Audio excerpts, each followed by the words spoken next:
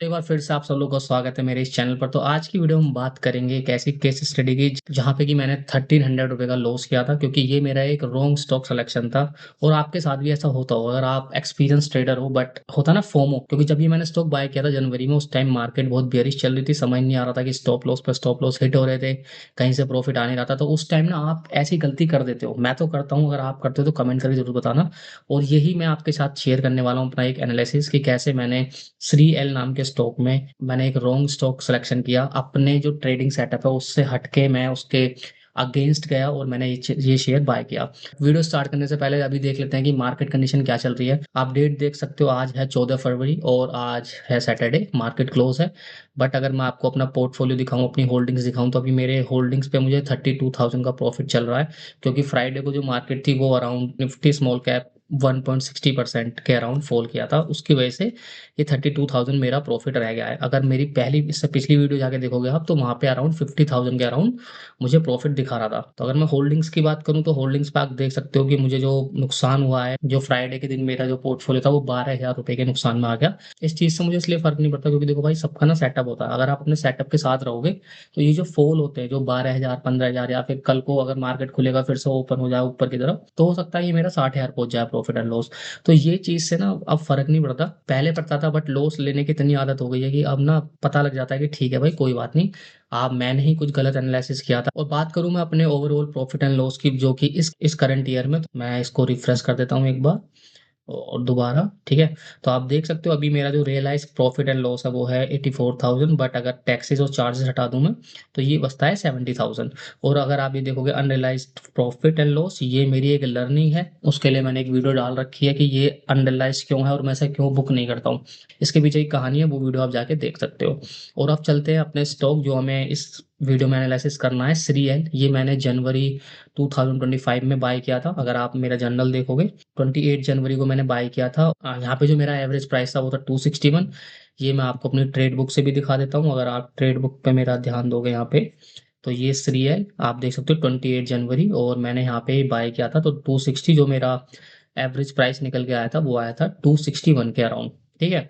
अब ये मैंने बाय क्यों किया था, सबसे पहले वो जानते हैं, उसके बाद देखेंगे कि स्टॉप लॉस क्यों हिट हुआ और मैंने क्या गलती करी थी, या आखिर क्यों एक रॉन्ग सिलेक्शन था मेरा उस टाइम पे, और इससे मैंने क्या सीखा। तो अगर बात करें कि मैंने स्टॉक बाय क्यों किया था, तो आप मेरे जर्नल पढ़ सकते हो कि मंथली चार्ट पे ये जो स्टॉक था, ये एक ट्रेंड लाइन पे ट्रेड कर रहा था और ये 50 आरएसआई का सपोर्ट भी ले रहा था, ठीक है। और यहाँ पे कप एंड हैंडल टाइप का पैटर्न बना। तो सबसे पहले हम मंथली चार्ट देखते हैं एक बार। तो ये मंथली चार्ट मैंने अभी फिलहाल सीरियल का ओपन कर रखा है और आप देख सकते हो जो मैंने बाइंग करी थी। तो ये जो ट्रेंड लाइन है यहाँ, ये जनवरी 2025, मैं इस कैंडल मार्क कर देता हूँ एक बार।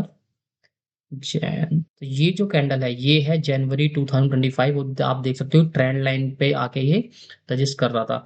तो मुझे लगा कि हो सकता है ये स्टॉक अपने ट्रेंड लाइन का सपोर्ट लेके ये ऊपर की तरफ एक नई जर्नी स्टार्ट कर देगा। बट देखो, मार्केट बेयरिश था। अब इससे पहले जो मैंने यूनिवास्तु की केस स्टडी डाली थी, उसमें क्या सिचुएशन थी, उसमें सिचुएशन ये थी कि वो ऑल टाइम हाई बना रहा था और मार्केट फॉल कर रहा था, ठीक है, वो एक कंडीशन चल जाती है। बट यहाँ पे प्रॉब्लम ये थी कि ये स्टॉक ऑलरेडी फॉल कर चुका था, और कितना करेगा वो हमें नहीं पता। तो मैंने अपना अंदाजा लगाया कि हो सकता है कि ये इस ट्रेंड लाइन का सपोर्ट लेके ऊपर जाए, जो कि एक बहुत बड़ी गलती है। अगर जो स्टॉक ऑलरेडी गिर रहा है आप उसमें मतलब और बाइंग कर रहे हो या और उसमें पिरामिडिंग कर रहे हो, तो ये आपकी बहुत बड़ी गलती है। ये मैंने इस स्टॉक से सीखा कि कभी भी अगर मार्केट फॉल कर रहा है, कोई स्टॉक फॉल कर रहा है, तो उस स्टॉक में कभी भी हाथ नहीं डालना। अगर हाँ वो 52 वीक हाई बना रहा है या फिर वो कोई अपना रेजिस्टेंस ब्रेक करके ऊपर की तरफ जा रहा है गिरती हुई मार्केट में, तब हम उसमें एक फ्रेश एंट्री बना सकते हैं। और यहाँ पे मेरे जनरल में एक बात और लिखी है कि ये 50 आरएसआई का सपोर्ट ले रहा था मंथली चार्ट पे। तो ये भी देख लेते हैं हम। अगर मैं अपना आरएसआई ऑन करूँ तो जनवरी के अराउंड यहाँ पे, तो यहाँ पे सपोर्ट कैसे ले रहा था, मैं आरएसआई को कैसे यूज करता हूँ, तो आप इस पॉइंट से पहले जब देखोगे तो उसका जो सपोर्ट लेवल था वो कुछ इस पॉइंट पे था, ठीक है। तो ये जो जनवरी में जो कैंडल थी वो यहाँ पे इस आरएसआई के लेवल पे सपोर्ट भी ले रहा था। तो मेजरली जो मैंने देखा है कि आरएसआई जब आप ऐसे यूज करते हो तो वो भी एक सपोर्ट और रेजिस्टेंस का काम करता है, या फिर इसमें कोई ट्रेंड लाइन बननी होती, ठीक है। ये मेरी अर्ली एंट्री थी, और अर्ली एंट्री मैंने ऑब्जर्व किया है कि जब भी मैं किसी स्टॉक में अर्ली एंट्री लेता हूँ, हमेशा मेरा कुछ ना कुछ नुकसान होता है, ठीक है। प्रॉफिट होगा तो बहुत ज्यादा हो जाएगा, बट नुकसान आई थिंक 80% होता है, प्रॉफिट 20% होता है। तो अर्ली एंट्री तो भाई मेरे को कभी समझ नहीं आई। और अर्ली एंट्री मैंने अभी फिलहाल भी ली है बीएससी के स्टॉक में। वो भी एक गलती, देखो गलतियाँ तो होंगी, वो तो फिक्स है। तो यहाँ पे जो सेटअप बनना था उसके अराउंड ये मंथली चार्ट पे टेक्निकल एनालिसिस के हिसाब से यहाँ पे मंथली चार्ट में मुझे एंट्री मिल रही थी। ठीक है, चलो कोई बात नहीं। अब बाइंग तो आपको करनी है, तो आप करोगे कुछ ना कुछ तो आप करोगे। ठीक है, अब जो एक ट्रेडर है या जो इन्वेस्टर है वो कभी खाली बैठ नहीं सकता, ये मेरा मानना है। इन्वेस्टर में उन वाले इन्वेस्टर की बात नहीं कर रहा जिनके पास पूरी टीम है, but as a retail trader या रिटेल इन्वेस्टर आपको कुछ ना कुछ बाय करना होता है, तो आप बाइंग करोगे। अब बात करते हैं वीकली चार्ट की, तो वीकली चार्ट पे ये 200 एमए का सपोर्ट ले रहा था और यहाँ पे एक लॉन्ग फ्लैग पैटर्न, हाँ यहाँ पे मंथली चार्ट में ये कप एंड हैंडल बना रहा था। तो कप एंड हैंडल अगर आपने पैटर्न सुना है, बट ये cup and handle pattern exact नहीं था, क्योंकि देखो टेक्स्ट बुक में जो होता है वो होता है ये जो एक कप बना रहा है और हैंडल जो होता वो ऐसे होता, कप और हैंडल, और ये देन ब्रेक करके ऊपर जाता। ठीक है, बट इस केस में ये जो कप का हैंडल है वो नीचे की तरफ जा रहा था, आप देख सकते हो। अब होने को तो ये भी हैंडल हो सकता था, देखो अब देखो एग्जैक्ट तो कुछ होता नहीं है मार्केट में, बट ये मेरा मानना था कि ये कप एंड हैंडल पैटर्न बना रहा हो सकता है आने वाले टाइम में ये ऊपर की तरफ जाए, और हो भी सकता है कि जाए, प्रोबेबिलिटी है। तो ये एक कंडीशन बन रही थी मंथली चार्ट पे, फिर मैंने मूव हुआ वीकली चार्ट पे, और वीकली चार्ट पे हम देख लें एक बार इसकी कैंडल। तो वीकली चार्ट पे ये 200 एमए को रजिस्ट कर रहा था। चलो हम 200 एमए खोल लेते हैं इसका, और आप देख सकते हो जनवरी 2025, जो कि अराउंड 28 जनवरी यहाँ पे ये कैंडल। ठीक है, तो ये जो एरिया था यहाँ पे ये सरवाइव कर रहा था। ठीक है, अब यहाँ पे दो कंडीशन मैच कर रही थी। सबसे पहली कंडीशन, ये अपनी एक ट्रेंड लाइन पे था जो कि एक मंथली ट्रेंड लाइन थी, तो हो सकता था यहाँ से ब्रेक करके ऊपर निकल जाता। ठीक है, ये एक पॉसिबिलिटी थी। दूसरी कंडीशन जो थी मेरी वो थी कि 200 ईएमए या एमए जो भी था वहां पे ये उसके सपोर्ट ले रहा था, तो हो सकता था उसका भी एक बेनिफिट मिलता। ठीक है, आपने बहुत पढ़ा होगा, आपने बहुत वीडियोस देखी होंगी, कोई स्टॉक अपने 200 ईएमए के आसपास है या ऊपर है या ट्रेंड लाइन पे है, वहां से वो बाउंस बैक कर जाता है, बट विदाउट कंफर्मेशन। और कंफर्मेशन कैसे मिलती मुझे वीकली चार्ट पे, वो मिलती मुझे वेट करने से। वो कैसे मिलती है वो भी मैं आपको बताता हूँ।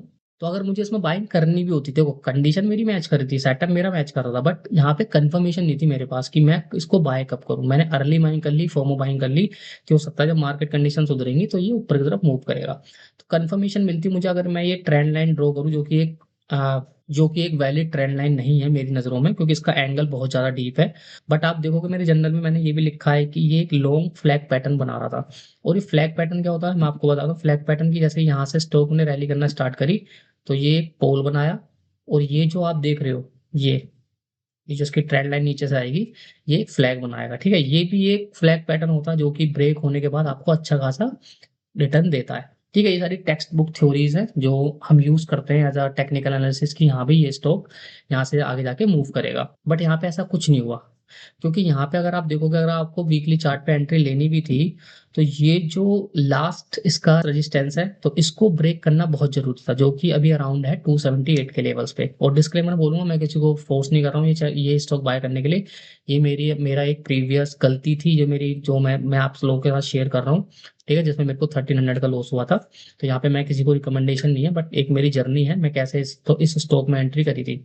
तो एंड में आके मुझे इसको सेल करना पड़ा, क्योंकि देखो जब स्टॉक मूव नहीं करता है ना, तो आपको इससे बढ़िया उसको हटा दो अपने पोर्टफोलियो से। और देखो आप जब से ये स्टॉक वहीं उसी लेवल के आसपास मूव कर रहा है। और अगर मैं जनरल में बात करूँ कि फंडामेंटल्स के बहुत अच्छे थे। ठीक है, फंडामेंटल में कैसे निकालता हूँ, देखो मैं खुद एक सीए या फिर मेरे को कोई फाइनेंस की नॉलेज नहीं है, मैं यूज करता हूँ भाई एआई का। तो यहाँ मैं इस वीडियो में डिस्कस नहीं कर सकता आप लोगों के साथ, बट एक मेरा पूरा पैटर्न है।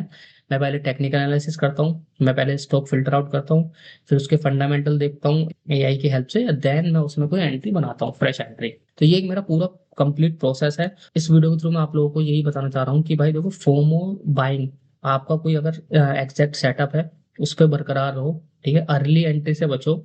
अगर मैं वीकली चार्ट पे ट्रेड करता हूँ, तो अब जो मैंने अपना माइंडसेट बनाया है कि मेरे को फ्राइडे का वेट करना है, या फिर अगर जो स्टॉक फ्राइडे क्लोज हुआ है किसी रजिस्टेंस से ऊपर, वो ऊपर ओपनिंग होती है मंडे को, then I will buy. But अगर मैं बीच में बाय कर रहा हूँ उसको मंगल को या फिर बुधवार को, और क्योंकि वो वन डे चार्ट पे अच्छा परफॉर्म कर रहा है, देन मैंने देखा है कि मेरे को ना नुकसान बहुत हुआ है, मेरे को उन स्टॉक को बहुत ज्यादा लॉस लेना पड़ा है। तो ये मेरी एक लर्निंग थी जो मुझे आप लोगों के साथ शेयर करनी थी, कि भाई अर्ली एंट्री और गलत स्टॉक सिलेक्शन होता है, बट उसको मानो और अपना स्टॉप लॉस लो और दूसरे स्टॉक को फिल्टर आउट करो। तो मिलते हैं नेक्स्ट वीडियो में। अगर आपको ये वीडियो पसंद आई हो तो प्लीज़ अपने दोस्तों के साथ शेयर जरूर करना जो कि ट्रेडिंग इन्वेस्टिंग करते हैं, ताकि उनको एक हल्की फुल्की नॉलेज हो मेरी वीडियोस के थ्रू। और मिलते हैं नेक्स्ट वीडियो में।